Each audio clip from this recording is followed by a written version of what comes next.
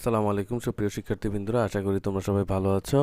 আজকে আমি তোমাদেরকে যে বিষয় নিয়ে আলোচনা করব সেটা হচ্ছে চিহ্নযুক্ত সংখ্যা ও দুইয়ের পরিপূরক। তো চিহ্নযুক্ত সংখ্যা বলতে আসলে কি বোঝায় এটা নিয়ে আমরা এখন দেখি। তো আমরা মূলত যে দশমিকের ক্ষেত্রে বা আমরা আমাদের দৈনন্দিন হিসাব নিকাশের ক্ষেত্রে পজিটিভ এবং নেগেটিভ যে সংখ্যা এগুলো আমরা ব্যবহার করে থাকি, তাই না? তো পজিটিভ অর্থাৎ ধনাত্মক যে সংখ্যা, সরি, ধনাত্মক সংখ্যাকে আমরা কিভাবে ব্যবহার প্রকাশ করি, যেমন হচ্ছে পজিটিভ দিয়ে, হ্যাঁ, অর্থাৎ এই যে প্লাস চিহ্ন দিয়ে, তাই না? আর হচ্ছে ঋণাত্মক যে সংখ্যাটা আছে সেটাকে আমরা প্রকাশ করি হচ্ছে মাইনাস চিহ্ন দিয়ে, তাই তো।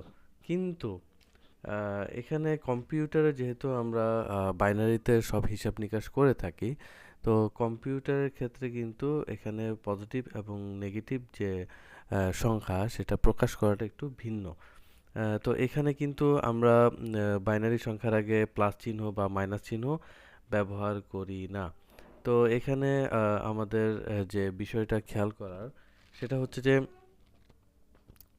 মূলত আমরা এখানে কোন সংখ্যাটা পজিটিভ এবং কোন সংখ্যাটা নেগেটিভ এটা আমরা যাচাই করি হচ্ছে বিশেষ করে যখন এটা 8 বিটের রেজিস্টারের ক্ষেত্রে কোনো সংখ্যাকে আমরা যখন প্রকাশ করি তখন 0, হ্যাঁ, 8 বিটের যখন রেজিস্টার হয় তখন একেবারে সর্ববামে যে সংখ্যাটা যদি 0 হয় তাহলে এটা হচ্ছে ধনাত্মক হিসেবে আমরা বিবেচনা করি। আর যখন এখানে 1 হয় তখন এটাকে আমরা ঋণাত্মক হিসেবে বিবেচনা করি। অর্থাৎ বুঝতে পেরেছো? আবার বলতেছি, সাইন বিট 0 হলে সংখ্যাটি হচ্ছে ধনাত্মক, যাকে বলা হয় প্লাস, এবং সাইন বিট 1 হলে সংখ্যাটি হবে ঋণাত্মক, যাকে বলা হয় মাইনাস। এখন 1 বাইট বা 8 বিটের ক্ষেত্রে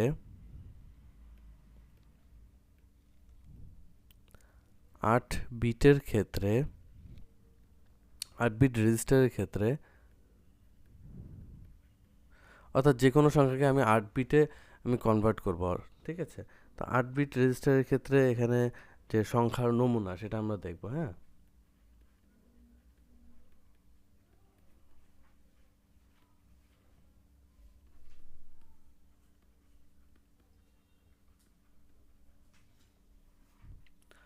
এখানে দেখি যে 99 এর বাইনারি কত।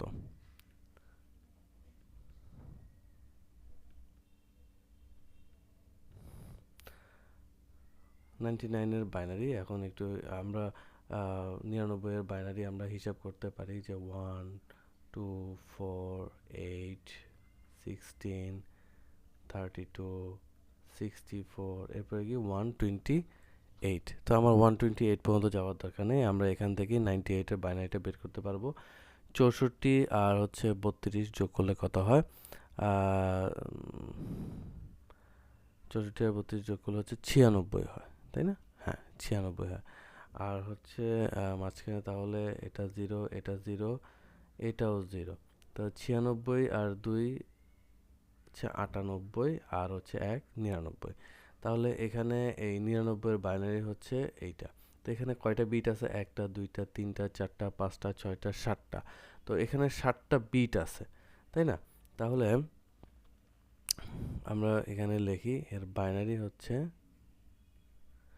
11000011। এখানে কিন্তু 7টা বিট আছে। যখন এটা আমি 8 বিটে কনভার্ট করব, হ্যাঁ, অর্থাৎ এই পজিটিভ 99 এর বাইনারি হবে তখন 01100011। অর্থাৎ এই 0 এর কারণে বোঝা যাচ্ছে এটা হচ্ছে কি ধনাত্মক সংখ্যা। আচ্ছা, আর যখন এটা এখানে নেগেটিভ 99 হবে তখন এর বাইনারি হবে, এখানে 0-র বদলে এখানে 1 হয়ে যাবে, ঠিক আছে? তখন 1 এখানে এটাকে নেগেটিভ করলে 0 0 1 1 1 0 1। তো এটা কিভাবে হলো -99, এটা কিভাবে কনভার্ট করা হলো এটা আমরা একটু পরেই দেখব। তো এখন যেটা বোঝার জন্য আমি লিখেছি সেটা হচ্ছে যে এই যে এই নেগেটিভটা এটা প্রকাশ করতেছে কিন্তু এই জায়গার 1 এর কারণে, অর্থাৎ সর্ববামের দিকে যে 1টা আছে এটা এই 1 এর কারণে বুঝতে পারবো যে এটা হইতেছে একটা ঋণাত্মক সংখ্যা, অর্থাৎ কম্পিউটার এটা বুঝতে পারে যে এটা একটা ঋণাত্মক সংখ্যা। ঠিক আছে, তো এখন আমরা দেখব যে কিভাবে একটা সংখ্যাকে অর্থাৎ একটা সংখ্যার বাইনারি মানকে কিভাবে ঋণাত্মক হিসেবে প্রকাশ করা হয়, এটা আমরা এখন একটু দেখব। তো এখন আমরা দেখব যে চিহ্নযুক্ত সংখ্যাগুলো কিভাবে ঋণাত্মক করা হয়। একটা হচ্ছে 1-এর পরিপূরকের মাধ্যমে, 1-এর পরিপূরক, অর্থাৎ এটাকে ইংলিশে বলা হয় ওয়ান্স কমপ্লিমেন্ট। আর 2 নম্বর পদ্ধতি যেটা হচ্ছে 2-এর পরিপূরক বা টুস কমপ্লিমেন্ট। তো পরীক্ষায় কিন্তু 1-এর পরিপূরক তেমন একটা আসে না, কিন্তু 2-এর পরিপূরক যেটা সেটা কিন্তু খুব আসে।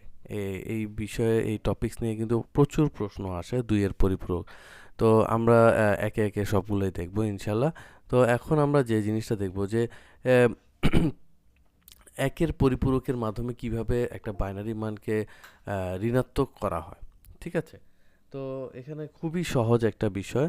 তো 1-এর পরিপূরকের জন্য যেটা করতে হয়, ওই যে সংখ্যাটা আছে ওই সংখ্যার 1-এর জায়গায় 0 হয়, আর 0-র জায়গায় 1 প্রতিস্থাপন করলেই এটা 1-এর পরিপূরক বা ওয়ান্স কমপ্লিমেন্ট হয়ে যায়। যেমন আমরা 99-এর ক্ষেত্রে কি দেখেছি, এর বাইনারি দেখছিলাম হচ্ছে 11000111, তাই না? তো এটা কি পজিটিভ, হ্যাঁ, কারণ এটা আমরা পজিটিভই জানতাম, এটার সামনে যদি একটা 0 দিয়ে দিই তাহলে এটা পজিটিভ বোঝা যাবে, কম্পিউটার বুঝবে, তাই না? তো এখন আমি যদি এটাকে নেগেটিভ করি তাহলে এটা হয়ে যাবে হচ্ছে জিরোগুলো কি বলছি, জিরোগুলো 1 হয়ে যাবে, 1গুলো 0 হয়ে যাবে, তাহলে 0কে 1 করি আর 1গুলো 0 করি,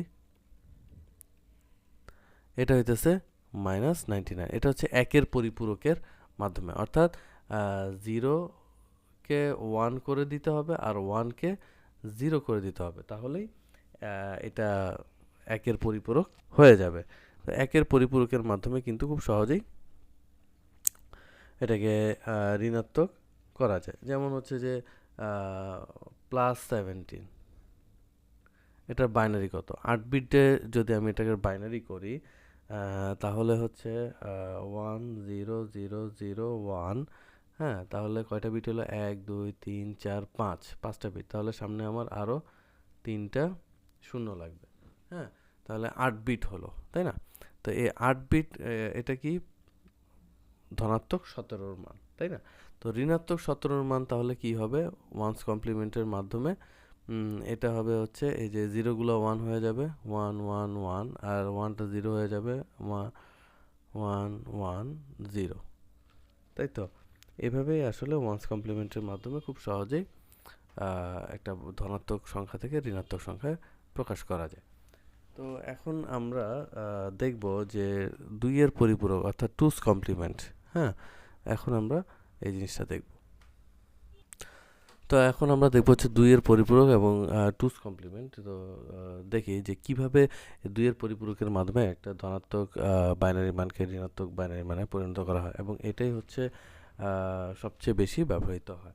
যেমন হচ্ছে আমি এখানে একটা সংখ্যা লিখলাম, যেমন হচ্ছে 22। তো 22-এর বাইনারি মান, এটা ধরলাম এটা হচ্ছে পজিটিভ 22, ঠিক আছে, অর্থাৎ ধনাত্মক সংখ্যা। তো এর বাইনারি মান কত, এখান থেকে খুব সহজে আমরা হিসাব করে বের করতে পারি, 1 2 4 8 16। তো 16 আর 8 কত, 24, তাহলে 16 আর 20 হচ্ছে 16 আর 4 হচ্ছে 20, আর হচ্ছে 2 22, তাহলে বাকি দুইটা 0। তো এখানে কয়টা বিট আছে, 1টা 2টা 3টা 4টা 5টা, তাহলে সামনে আমার আরও 3টা বিট নিতে হবে 8 বিট করার জন্য, তাই না? তাহলে 0 0 0 10110, এটা হচ্ছে পজিটিভ 22-এর বাইনারি মান, তাই না? তো এই 2-এর পরিপূরক করতে হলে প্রথমে যে জিনিসটা করতে হবে সেটা হচ্ছে একে 1-এর পরিপূরক বানাতে হবে। 1-এর পরিপূরক কিভাবে করব? আমরা তো জানি জিরোগুলো 1 হয়ে যাবে, 10 হয়ে যাবে, তাই না? তো এখানে লিখে রাখি ওয়ান্স কমপ্লিমেন্ট।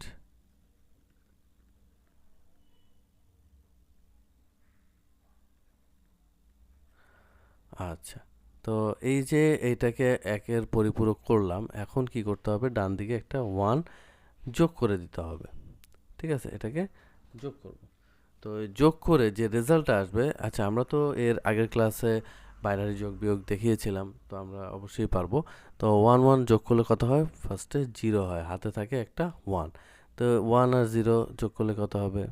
1ই হবে, এখানে 0 বসবে, এটা 1, 0, এটা 1, 1, 1, তাই তো? তো এখন এটাই হচ্ছে আমার কিসের মান? -22 এর মান। এটা হচ্ছে আমার টুস কমপ্লিমেন্ট। অর্থাৎ এভাবে এই পদ্ধতি অবলম্বন করে আমরা খুব সহজেই যে কোনো সংখ্যাকে আমরা নেগেটিভ করতে পারি, ঠিক আছে? তো এখন আমরা দেখি, এখন আমরা যে কোনো সংখ্যাকে আমরা নেগেটিভ করতে পারি, সেটা কিভাবে এখন আমরা একটু দেখব। যে কোনো একটা সংখ্যা লিখলাম, লাইক হচ্ছে 48, ঠিক আছে? তো পজিটিভ 48, ফার্স্টে এটার 8 বিটের বাইনারি আমরা করব, ঠিক আছে? তো এখন আমরা 48-এর বাইনারি করি, আহ, এটাকে মুছে ফেলি।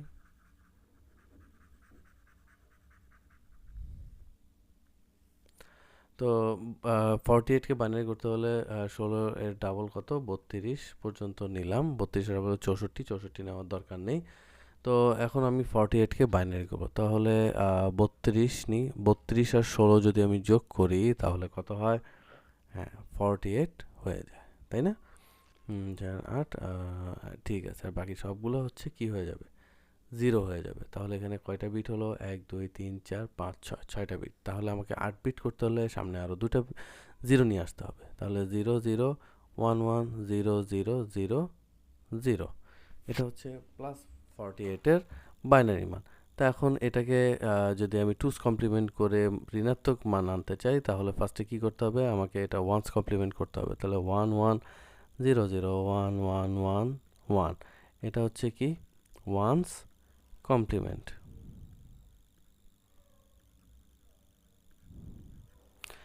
এরপরে কি করব? একটা 1 এখানে যোগ করব। তাহলে যোগ করি, তাহলে 1, 1 কি হয়? 0 হয়, হাতে আছে একটা 1, আবার এখানে কি হবে? 0 হবে, আবার একটা 1 আসবে, এখানে কি হবে? 0 হবে, আবার একটা 1 আসবে, এখানে কি হবে? 0 হবে, আবার একটা 1 আসবে, তাহলে এটা 1 হবে, ঠিক আছে? তাই এটা আবার কি হবে? 0, এটা 1, 1।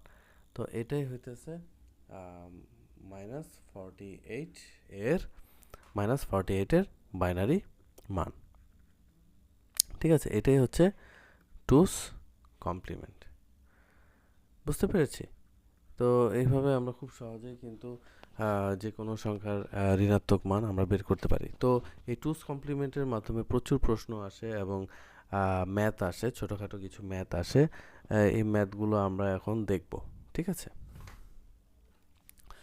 তো বন্ধুরা, একটা জিনিস দেখো, যে এখানে প্রশ্ন এসেছে যে +25 থেকে +12 বিয়োগ করো। আবার এখানে এসেছে অথবা +25 ও -12 যোগ করো। তো এখানে তোমাদেরকে একটা কথা বলে রাখি, সেটা হচ্ছে যে খুব খেয়াল করবে যে বাইনারিতে যে কোনো হিসাব নিকাশ, সেটা যোগ হোক, বিয়োগ হোক, গুণ হোক, যাই হোক, সেটা কিন্তু যোগের মাধ্যমে সে করে। তো যোগের মাধ্যমে কিভাবে করে সেটা আমরা দেখব। তো এখন এখানে দেখি যে 2-এর পরিপূরক কিন্তু আমাদেরকে ব্যবহার করে গাণিতিক সমস্যার সমাধান, ঠিক আছে? তো এখানে 25 থেকে 12 বিয়োগ করো। এখন দোনোটাই হচ্ছে কি ধনাত্মক সংখ্যা, তাই না? তো এখানে আমরা এটাকে অঙ্কে লিখি যে 25, এটা তো ধনাত্মক সংখ্যা, তাই না? থেকে কি করব? 12কে বিয়োগ করতে বলছে, তাহলে এই যে মাইনাস, কথাটা তো তাই, হ্যাঁ, যে +25 থেকে +12কে বিয়োগ করো, কিন্তু আসলে বাইনারিতে এভাবে বিয়োগ করা যায় না। তো যেটা করতে হবে, এটাকে আমাদের +25 এখানে প্লাস নিয়ে আসতে হবে, আর এই মাইনাসটাকে ভিতরে নিয়ে যেতে হবে। ঠিক আছে? তো সবসময় আমাদেরকে যোগের মাধ্যমেই করতে হবে। ঠিক আছে?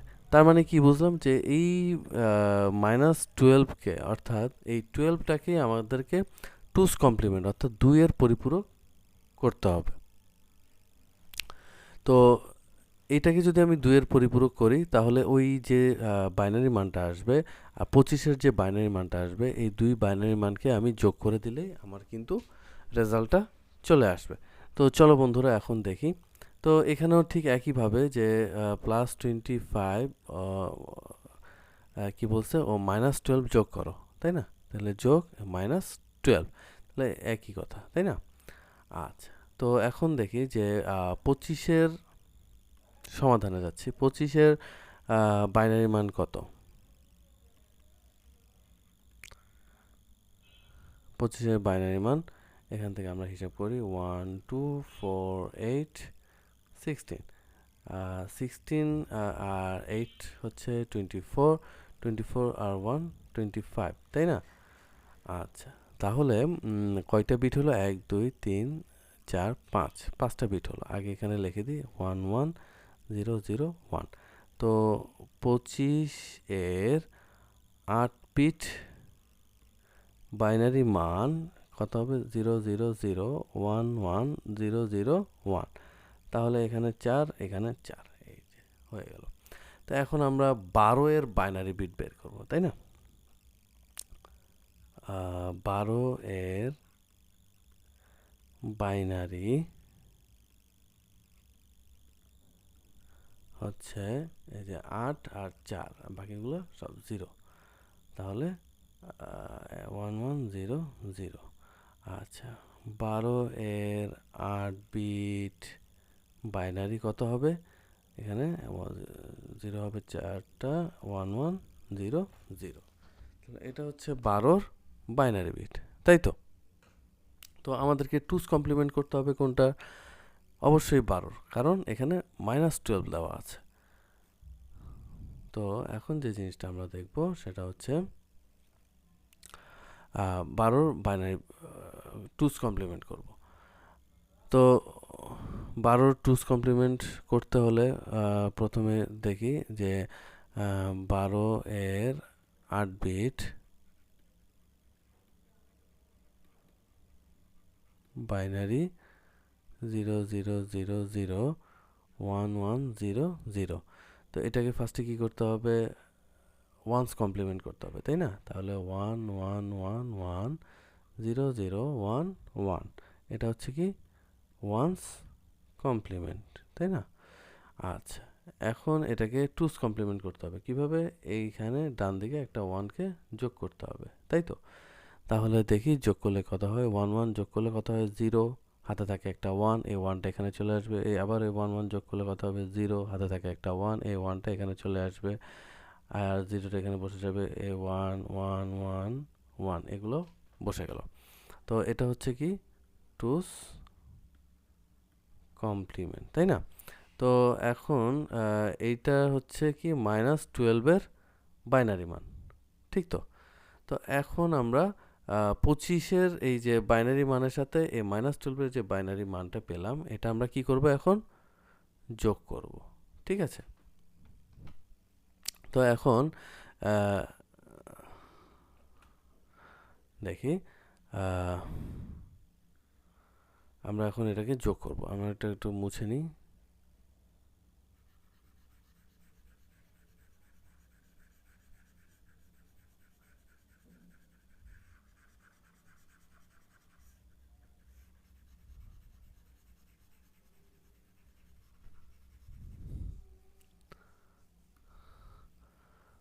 তো 25 এর বাইনারি হচ্ছে 0 0 0 1 1 0 0 1, আর -12 এর বাইনারি হচ্ছে কত?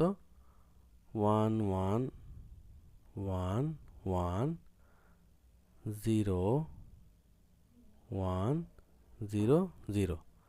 এখন এটা আমরা কি করব, যোগ করব, তাই তো। তো যোগ করি, 1 0 1 হয়, 0 0 0 হয়, 1 0 1 1 হবে, 1 0 1 হবে, 1 1 কত হবে, 0 হবে, তাই না। হাতে থাকবে একটা 1, এই 1 আর এই 1 যোগ করলে কত হবে, 0 হবে, হাতে থাকবে একটা 1, এই 1 এর 1 যোগ করলে 0 হবে, এই 1 এর 1 যোগ করলে 0 হবে, হাতে থাকবে এই 1টা এখানে বসে যাবে। তাহলে এখানে কয় বিট হলো, 1 2 3 4 5 6 7 8 9। এই যে এই বিটটা কিন্তু অতিরিক্ত, তাই না। এই বিটটা কিন্তু আমাদের কি হবে, অতিরিক্ত। আর এই অতিরিক্ত 1 বিটটা কিন্তু আমাদের ক্যারি বিট হিসেবে বিবেচনা করা হয়, যেটা আসলে আমাদের প্রয়োজন নেই। ঠিক আছে, এটাই হচ্ছে ক্যারি বিট, এটা আমাদের প্রয়োজন নেই, অতিরিক্ত ক্যারি বিট। ঠিক আছে।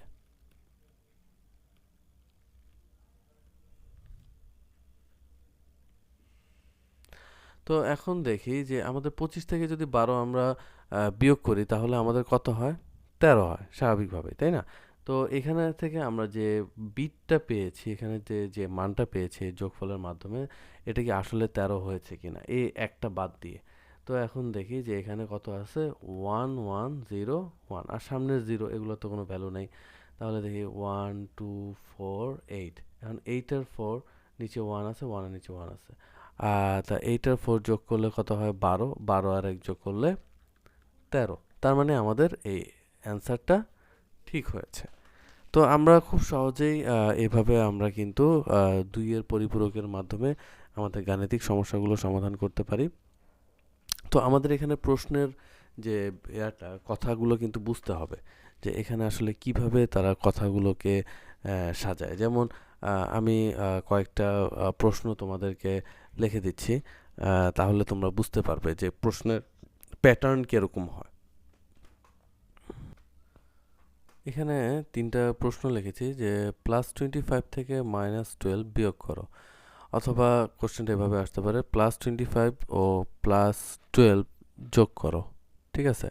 তো এখন দেখি যে প্রশ্নটা আসলে কিভাবে আমরা সাজাতে পারি। তো +25 থেকে কি বলছে, -12 বিয়োগ করো, তার মানে কি বিয়োগ করতে বলছে -12কে। তো মাইনাস মাইনাসে কি হয় আমরা জানি, প্লাস হয়ে যায়। তাহলে +25 +12, তাই না। তাহলে কোনোটাকেই কিন্তু আমাদের টুস কমপ্লিমেন্ট করার প্রয়োজন নেই, অর্থাৎ কোনোটাই কিন্তু আমাদের ঋণাত্মক না। ঠিক আছে। তো এটা আমরা খুব সহজেই আমরা এটাকে করতে পারি। আর যেহেতু বলছে যে 2 এর পরিপূরকের, হ্যাঁ, সাহায্যে আমাদের যোগ করতে হবে, হ্যাঁ, তো আমরা 8 বিট 8 বিট করে কনভার্ট করে এটাকে আমরা যোগ করে ফেলবো। ঠিক আছে। তো এখানে আমাদের 2 এর পরিপূরক করার কোনো দরকার নেই। ঠিক আছে। তো এখন দেখি যে এই প্রশ্নটা, তো এই প্রশ্নটা এখন দেখি যে -25 থেকে -25 থেকে কি বলছে যে +12 বিয়োগ করো, +12 বিয়োগ করো, অর্থাৎ -25 থেকে কি বলছে যে আমাকে এই ধনাত্মক 12টাকে বিয়োগ করতে বলছে। তো এখন দেখি এটাকে যদি আমি ক্যালকুলেশন করি, আমি সবসময় আমাকে মাঝখানে এখানে যোগ নিয়ে আসতে হবে, অর্থাৎ যোগের সাহায্যে আমাকে করতে হবে। তাহলে কি করতে হবে, -25, তাহলে কি হতে হবে, প্লাস এই মাইনাসটা ভিতরে চলে যাবে, তাই তো। একই কথা না, একই কথা।